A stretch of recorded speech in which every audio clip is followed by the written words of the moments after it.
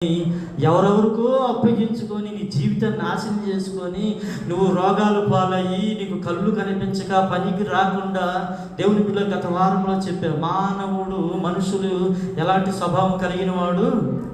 బలం ఉన్నంత కాలము నిన్ను వాడుకుంటారు, అందం ఉన్నంత వరకు నిన్ను వాడుకుంటారు, నీకు స్టేటస్ ఉన్నంత వరకు నిన్ను ఉపయోగించుకుంటారు, నీకు బలము ధనము పేరు ప్రతిష్టలు ఉన్నంత కాలము నిన్ను వాడుకుంటారు. నీ దగ్గర రాబట్టవలసినంత రాబడతా.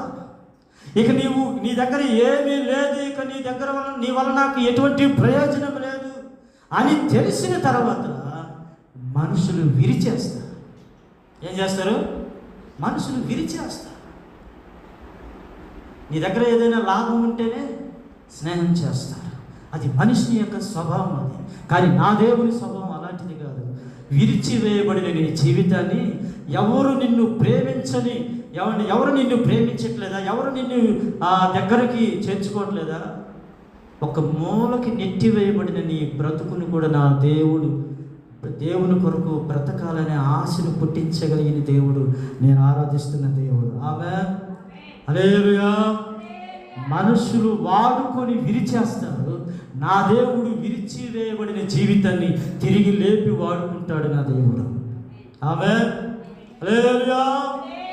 ఇంకా ప్రభుని దేవుడు ఆరోగ్యం ఉన్నంత కాలము, బలం ఉన్నంత వరకు చర్చికి రారు, రకరకాల కార్యక్రమాల్లో మునిగి తేలిపోయి ఇక ఆ దెబ్బ ఈ దెబ్బ తగిలి నా జీవితం ఇక ముగింపుకు వచ్చిందన్న దశలోకి అప్పుడు దేవుని దగ్గరకు వచ్చి అప్పుడు సేవ అయినా భక్తి అయినా ఇంకప్పుడు ప్రారంభిస్తూ ఉంటారు. కానీ నా దేవుడు 33.5 సంవత్సరాల యవ్వన ప్రాయంలో మనందరి కోసం ఆయన ప్రాణం పెట్టాడండి. ఆమేన్, హల్లెలూయా. కనుక దేవుని బిడ్డలారా, యవ్వన ప్రాయంలో మనం దేవుని కొరకు పరిశుద్ధంగా జీవించటం మనం అలవాటు చేసుకోవాలి.